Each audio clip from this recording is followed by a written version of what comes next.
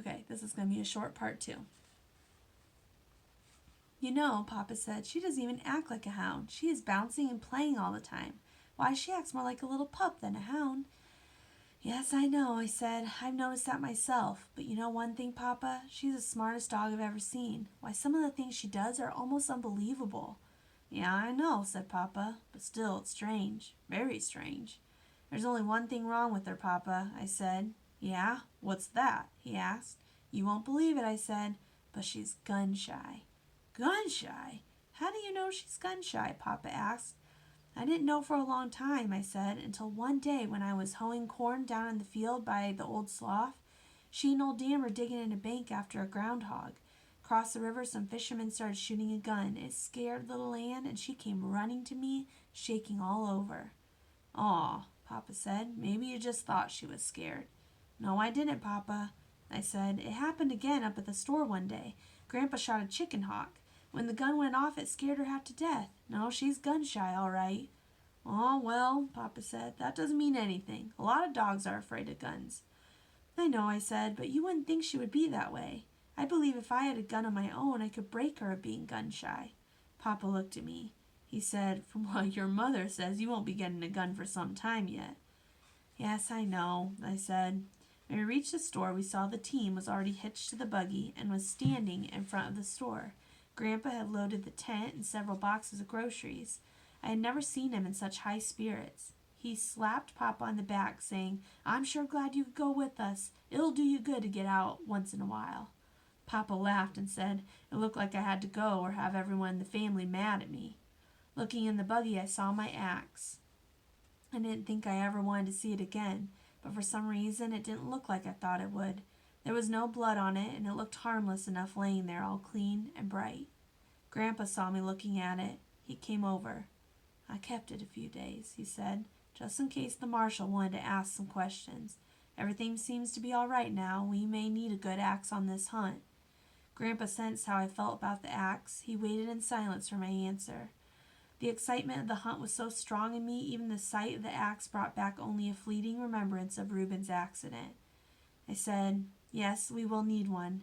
Besides, it's a good one, and there's no use in throwing it away. Grandpa laughed, reached over, and screwed my cap around on my head, saying, That a boy. That's what I wanted you to say. Now you better go to that barn and get some hay and make a bed in that buggy box for your dogs.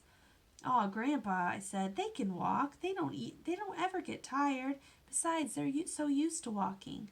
Walk? Grandpa almost shouted. They're not going to walk. No, sir, not if I can help it. You want them to be footsore when we get there? Papa chuckled and said, We can't win a gold cup with 2 sore-footed hounds, can we? Of course not, Grandpa said. Now you go and get that hay like I said. As I turned to go to the barn, I couldn't help but smile. It made me feel good to have my Papa and Grandpa so concerned about my dogs.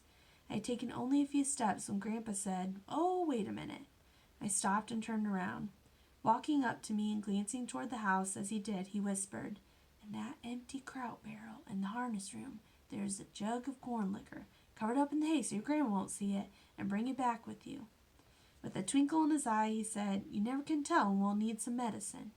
I knew my father wouldn't drink any of that, but if Grandpa wanted to take along a whole barrel, it was all right by me. Just when I thought we were ready to leave, Grandma came bustling out. Grandpa got nervous. He whispered and asked, Did you hide it? I nodded my head. Grandma handed Grandpa a pair of long-handled underwear and a scarf, saying, I knew you'd forget something. Grandpa snorted, but knew there was no use arguing with her. She started picking around in the groceries, asking about salt, pepper, and matches. Nanny, we've got everything, he said. You must think I'm a baby and don't know how to pack a grub box. A baby? Grandma snorted. Why, you're worse than a baby. At least they have a little sense. You don't have any at all. An old codger like you out chasing a coon all over the hills. At her biting remark, I thought Grandpa was going to blow up. He snorted like Daisy, our milk cow, when she had seen a booger.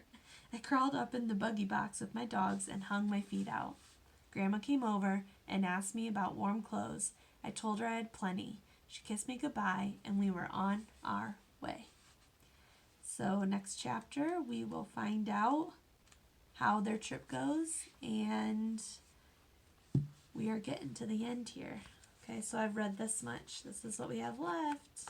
So we're making our way to that climax. Enjoy your day, guys.